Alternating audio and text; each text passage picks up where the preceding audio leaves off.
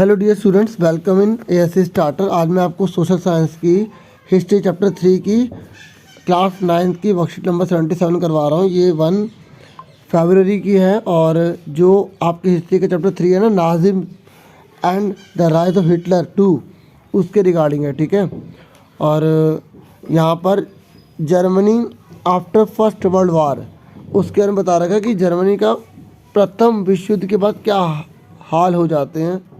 Hello dear students, welcome in ASC starter. आज मैं आपको वर्कशीट नंबर 77 करवा रहा हूँ। ये क्लास 9 की सोशल साइंस की हिस्ट्री चैप्टर 3 की है, जो हिटलर से रिलेटेड है और इसमें टोटल 5 क्वेश्चन पूछे गए हैं। ठीक है, तो पहले मैं आपको बता दूँ कि पहले हमें टॉपिक में यहाँ दे रखा है कि Germany after first world war, मतलब जो जर्मनी है ना, उसकी हालत क्या हो जाती है फर्स्ट वर्ल्ड वार के बाद। यानी कि आपको पता है 1914 से लेकर 1918 तक फर्स्ट वर्ल्ड वार चली थी, तो उसके बाद जर्मनी की क्या हालत हुई। देखिए, the infant Weimar republic was being made to pay for the sins of old empire. देखिए, जो वाइमर एम्पायर था ना पूरा का पूरा, तो इसके ऊपर सारे के सारे संधियाँ थोप दी गई, क्योंकि जर्मनी हार गया था। तो सारा का सारा अब जर्मनी के ऊपर बोल दिया कि सारा का सारा कर्जा तुम चुकाओगे। And they carried the burden of, ठीक है, वॉर गिल्ट। और जो वॉर जो हार गए थे ना, वॉर युद्ध हार गए थे, उसकी जो गिल्ट जो फील कर रहे थे, उसका इनको बहुत बड़ी कीमत चुकानी पड़ी। नेशनल ह्यूमिलेशन का शिकार होना पड़ा, मतलब राष्ट्र के अंदर इनको बहुत ज़्यादा अवमानना हुई। एंड वॉज फाइनेंशियली क्रिपल्ड, और पूरी तरह से लंगड़ा गया। ठीक है, आर्थिक स्थिति बहुत ज़्यादा पीछे हो गया। बाय बीइंग फोर्स टू पे कंपनसेशन, और इनको ना क्योंकि युद्ध में हार गया था, तो इनको जिन्होंने जो जीत गए ना, उनको बहुत बड़ी मात्रा में पैसा देना पड़ रहा था, ज़बरदस्ती मतलब ले रहे थे। Supporter of the Weimar republic were mockingly called, और लोग इनका इतना मजाक बना रहे थे, इतना मजाक बना रहे थे, नवंबर क्रिमिनल्स कह रहे थे इनको। ये जो वाइमर है ना, ये जो जर्मनी के अंदर जो सारा पैसा चुकाया जा रहा था, इनको बोल जाते थे नवंबर क्रिमिनल्स। मतलब बहुत बुरी हालत हो गई थी। This mindset had a major impact on the political development of the early 1930s, और राजनीति में ना बहुत बड़ा चेंज आने लग गया इसकी वजह से, क्योंकि लोगों को ना बहुत ज़्यादा गुस्सा आने लग गया, क्योंकि इतना ज़्यादा जो सिस्टम था ना, लोग उससे गुस्से में आ गए कि जनता के लिए कुछ काम ही नहीं कर पा रहे। तो लोगों का ना सरकार पर विश्वास धीरे धीरे हटने लग गया। और ना soldier are were given more importance in comparison to normal citizen, मतलब कहने का कि सोल्जर्स की जो वैल्यू को ज़्यादा इंपॉर्टेंस दिया जाने लग गया नॉर्मल सिटीजन के मुकाबले। And politicians and publicists laid stress on the need for a man to be aggressive, strong and masculine. मतलब कहने की बात हुई कि अगर हमें अपने आप में कुछ करना है, तो ना एक नई धारणा आने लगे कि हमें अग्रेसिव होना पड़ेगा, गुस्से वाला, बहादुर होना पड़ेगा, स्ट्रॉन्ग और मैस्कुलिन मतलब मर्दाना शक्ति वाला होना पड़ेगा, तभी हम इस देश की रक्षा कर सकते हैं, अपने लिए कुछ कर सकते हैं। मतलब इस प्रकार की भावना वहाँ जागने लग गई। Aggressive war, propaganda and national honor occupied center stage in the republic share, leaving everything behind। और हर चीज़ को पीछे छोड़ दिया, बस अपने देश की सम्मान, अपने देश को बनाना है, इस बात को आगे रखते चले गए। फिर क्या हुआ, rise of new politician ideas. फिर क्या हुआ, rise of new political ideas. फिर नए नए राजनीतिक विचार उभरने लगे। क्या, taking inspiration from Russian revolution, उन्होंने रूस की क्रांति से बड़ी मात्रा में प्रेरणा ली। ठीक है, और सोवियत और workers and sellers were establish in many cities of Germany. और सोवियत जो है ना, सोवियत वर्कर वो स्टार्ट कर दिए गए। मतलब समाज के लिए कल्याण होगा, समाज को पहले देखा जाएगा, मतलब सोशलिस्ट को ज़्यादा वैल्यू दी जाने लग गई। Democrat and Catholics try to change the political setup in Weimar Republic. और वाइमर रिपब्लिक के अंदर पूरा का पूरा जो डेमोक्रेट थे, जो कैथोलिक थे, उन्होंने चेंज करने की कोशिश करी, और सोशलिस्ट ने भी चेंज करने की कोशिश करी कि भाई पूरा पॉलिटिकल आइडिया चेंज होना चाहिए, कि बहुत हो गया, हम इतने अत्याचार क्यों सहें। जर्मनी की बहुत बुरी हालत हो गई थी। ठीक है, और उसके बाद क्या हुआ, Spartacist founded the communist party of Germany. और इन्होंने फिर एक, ये जो स्पार्टिसिस्ट थे, इन्होंने क्या करा कि जर्मनी में एक कम्युनिस्ट पार्टी जो है वो बनाई, और communist and socialist henceforth became. और बाद में क्या हुआ, कम्युनिस्ट और जो सोशलिस्ट है ना, वो irreconcilable enemies and could not make common cause against Hitler. मतलब इतना ज़्यादा वो जो हिटलर है ना, उसके प्रभाव पे कोई काम नहीं हो पाया, उसका कारण नहीं बन पाई। और क्या हुआ कि both the revolutionaries and militant nationalist crave for radical solution. और सारे के सारे ना रेडिकल सोल्यूशन की बात करने लग गए। कहने का मतलब है कि चेंजेस आने चाहिए एनवायरनमेंट में। ठीक है, नई नई चीज़ों को अपनाना चाहिए। ठीक है, और सम्मान सबका बढ़ना चाहिए। फिर क्या हुआ कि जर्मनी में इकोनॉमिक क्राइसिस आ गया, क्योंकि देखो जर्मनी बहुत बड़ी मात्रा में फर्स्ट वर्ल्ड वार से लड़ रहा था। ठीक है, तो उसके ऊपर बहुत ज़्यादा कर्जा था। ठीक है, और उसको सारा का सारा पैसा गोल्ड में पे करना पड़ रहा था। ठीक है, और इससे क्या हुआ, बहुत इसके ऊपर डबल बर्डन हो गया। एक तो क्या हुआ, अब उसको पे करना पड़ रहा है, तो दूसरी ओर से उसके सारा रिजर्व जाता जा रहा है ना, तो इससे क्या हुआ, महंगाई बहुत ज़्यादा बढ़ गई। ठीक है। और 1923 में जर्मनी ने ना फिर हार, मतलब इतना परेशान हो गया, एक तो सारा पैसा जा रहा है, दूसरा महंगाई इतनी बढ़ती चली जा रही है, तो उसने बोला कि भाई हम नहीं पे करेंगे पैसा, हम कोई लोन नहीं देंगे। फिर क्या हुआ, German government printed too much उन्होंने, क्योंकि ना अब क्या हुआ, विरोध तो हो रहा था, तो जर्मन गवर्नमेंट ने क्या करा, बहुत मात्रा में अपने नोट छापना शुरू कर दिए। इतने नोट छापे कि जर्मन की करेंसी की वैल्यू बहुत ज़्यादा नीचे गिर गई। ठीक है। और दिसंबर 1923 आते आते क्या हुआ, एक $1 की वैल्यू पता है कितनी हो गई, 100 मिलियन मार्क के बराबर हो गई, इतनी ज़्यादा गिर गई वैल्यू। तो आप समझ गए ना बच्चों की नोट कोई भी सरकार इसलिए नहीं छाप सकती ज़्यादा। और एज अ वैल्यू तो मार्क, जब मार्क की जो कलेप्स हो गई ना, तो गुड्स के प्राइस बहुत ज़्यादा बढ़ते चले गए, बहुत तेज से, इतना बड़ा क्राइसिस है, इतने प्राइस बढ़ते चले गए, महंगाई बढ़ती चली गई। ठीक है। और उसके बाद क्या हुआ, जो डेविस प्लान, मतलब जो है ना, अमेरिका आगे बढ़ा हाथ बटाने के लिए। ठीक है। उसने जो है मदद करने की कोशिश करी, लेकिन क्या हुआ कि अमेरिका की खुद की हालत ख़राब हो गई। ठीक है। अमेरिका की खुद की हालत ख़राब हो गई।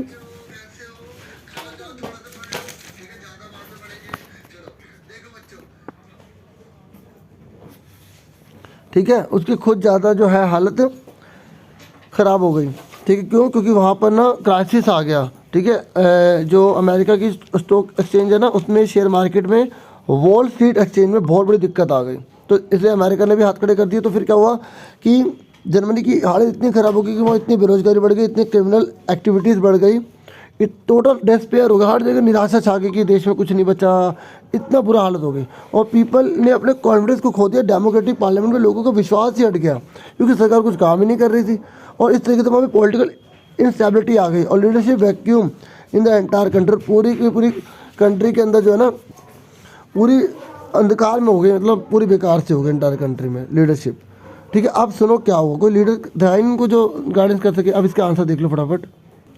देखिए पहला क्वेश्चन है, what were the economic impact of the first world war on Germany, मतलब जर्मनी पर जो फर्स्ट वर्ल्ड वार हुआ था उसका क्या इम्पैक्ट पड़ा। बहुत ही इंपॉर्टेंट क्वेश्चन है।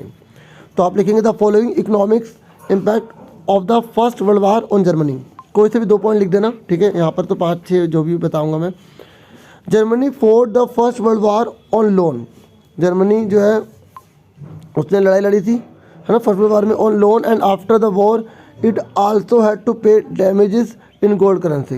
ठीक है। उन्होंने युद्ध लड़ा था, ठीक है, लोन की वजह से, तो बाद में भी क्या हुआ, बोल मात्र उसको बहुत बड़ा अमाउंट पे करने पड़ गई गोल्ड के रूप में, due to which Germany's gold reserves were almost on the verge of being exhausted, मतलब पूरी तरह खत्म होने लगे, इतनी बुरी हालत हो गई।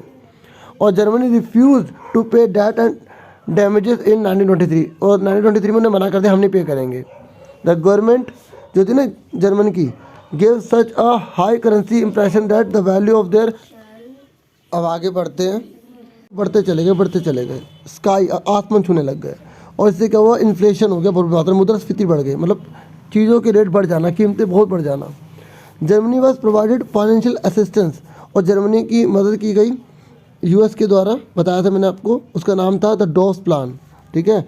और लेकिन क्या हुआ कि जो वॉल स्ट्रीट एक्सचेंज, मतलब जो यूएस की जो स्टॉक मार्केट थी वो पूरी कोलैप्स हो गई, तो जिसकी वजह से 1929 के अंदर उसने हेल्प करना मना कर दिया जर्मनी को। ठीक है। फिर क्या हुआ कि Germany had an economic recession, और जर्मनी के अंदर इकोनॉमिक रिसेशन आ गया 1929 से लेकर 32 तक। इसमें क्या हुआ, उनमें अनएम्प्लॉयमेंट, क्राइम बढ़ गए, और बहुत ज़्यादा लोगों में निराशा फैल गई। कोई से भी आप 2 लिख देना। ठीक है। 2 नंबर का अगर आता है तो।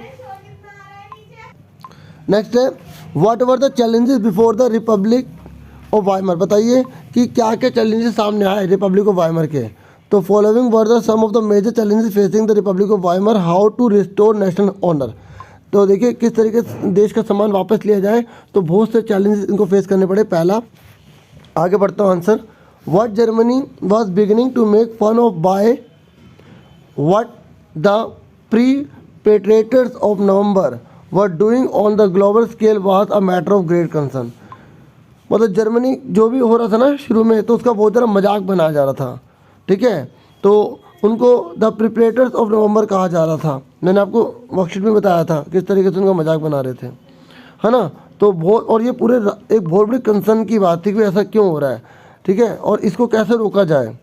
Unemployment and inflation were increasing very fast in Germany, और अनएम्प्लॉयमेंट और इन्फ्लेशन बहुत तेज़ी से बढ़ता चला जा रहा था, ये बहुत बड़ी दिक्कत थी। और the popularity of the government was declining very rapidly among the general people, आम लोगों में उसके विश्वास जो सरकार का होता है वो घटता चला जा रहा था, ठीक है। अब थर्ड क्वेश्चन देखिए, what were the reason for the new political idea that came to Germany after the first world war, मतलब वो कौन से रीज़न थे कि जर्मनी के अंदर पॉलिटिकल आइडियाज़ नए आने लग गए। तो आप लिखेंगे the following were the reasons for the new political ideas that came to Germany after the first world war, मतलब निम्नलिखित कारण है, ठीक है, जिससे नए जो राजनीतिक विचार थे ना जर्मनी में आए थे फर्स्ट वर्ल्ड वार के बाद। तो देखिए क्या थे, inspired by the Russian revolution, आखिर क्यों नए विचार है, क्योंकि वो रशियन रेवोल्यूशन से वो इंस्पायर्ड हो गए थे, ठीक है, रूस की जो क्रांति हुई थी। Effort were made to bring about political change in Germany as well, और वो चाहते थे कि जर्मनी के अंदर भी वैसे चेंज आ जाए जो रूस के अंदर आए हैं। Germany's then economic situation was also a factor responsible for new political ideas, और जर्मनी की जो इकोनॉमिक सिचुएशन थी, ठीक है, वो भी बहुत बड़ा कारण थी न्यू पॉलिटिकल आइडियाज़ को लाने के लिए, क्योंकि आपको पता है कि इकोनॉमिक कंडीशन कितनी ज़्यादा बिगड़ गई थी, है ना। और attempts at political change by Catholic factions, और कैथोलिक ने भी इसके लिए जोर डाला। Germany openly blown away joke on a global scale, और जर्मनी का पूरे विश्व स्तर पर बहुत मजाक उड़ने लग गया। The feeling of getting back the national honour, और उनके अंदर राष्ट्रीय सम्मान वापस लाने की एक भावना जाग गई, ये सबसे बड़ा कारण था। नेक्स्ट है, what kind of social ideas came to prominence in Germany after the first world war, ये कह रहे हैं कि कौन कौन से वो सोशल आइडियाज़ थे जो जर्मनी में फर्स्ट वर्ल्ड वार के बाद जागे। तो देखो, after the first world war the following type of social ideas were given priority in Germany, first world वार होने के बाद निम्नलिखित विचारों को मुख्यता दी गई, अहमियत दी गई। पहला, in German society soldiers were given more respect than ordinary citizens, soldiers को ज़्यादा रिस्पेक्ट दी जाने लगी आम लोगों की अपेक्षा। दूसरा, in Germany politicians and campaigners insisted that man should be aggressive, powerful and possess masculine qualities, और जर्मनी के अंदर ना जितने भी कैंपेन चलाया के बोला गया कि जो आदमी है ना उसको बहुत बड़ा एग्रेसिव होना चाहिए, गुस्से वाला, पावरफुल, शक्तिशाली, और उसमें मर्दाना गुण इस प्रकार से होना चाहिए कि भाई हाँ भी पता लगे दूसरे देशों को हमें शक्तिशाली हैं। और इन पब्लिक लाइफ, और जो सामान्य जो जीवन होता है, everything else became less important in the face of aggressive military propaganda and prestige in national honour, और इतना ज़्यादा पूरे समाज के अंदर इतनी बड़ी भावना फैल गई, हर चीज़ कम इम्पोर्टेंट हो गई, केवल एक ही चीज़ इम्पोर्टेंट थी कि हमें अपने देश का सम्मान बनाना है। लास्ट क्वेश्चन है बच्चों, क्वेश्चन 5वां है कि if a government continues to print lakhs of rupees every year what will be the consequences, ये कह रहा है कि अगर कोई गवर्नमेंट लगातार नोट छापती रहे, लाखों रुपए छापती रहे, तो उसका क्या प्रभाव पड़ेगा। तो मैंने आपको बताया था ना कि बहुत बड़ी मात्रा में जो है वो प्राइस बढ़ने लग जाएंगे चीज़ों के, बताया था ना। तो इसलिए कोई भी गवर्नमेंट जो है वो नोट ऐसे नहीं छाप सकती, नहीं तो उसको सामना करना पड़ता है, उसको बहुत ज़्यादा प्रॉब्लम हो जाती है। If a government continues to print lakhs of rupees every year it causes the value of the currency of that country to fall, उस देश की कंट्री की करेंसी की वैल्यू कम हो जाएगी। Due to which the price of commodity start going up, और क्या होगा, प्राइस जो होंगे ना चीज़ों के वो बढ़ने लग जाएंगे। And there is a situation of extreme inflation, और इतनी बड़ी मात्रा में, बहुत बड़ी मात्रा में इन्फ्लेशन आ जाएगा, मुद्रास्फीति, जब कीमतें बढ़ती है ना उसे मुद्रास्फीति कहते हैं, मतलब इन्फ्लेशन कहते हैं। In with the price go up unaccounted for, ठीक है, और प्राइस मतलब बिना किसी गिनती के बढ़ता चला जाएगा, बढ़ता चला जाएगा। तो ठीक है, इस तरीके से पूरी मैंने समझा दिया, हो सकता है मैंने स्पीड से कराई हो थोड़ा टाइम की वजह से। Thank you for watching and listening carefully, take care all dear students.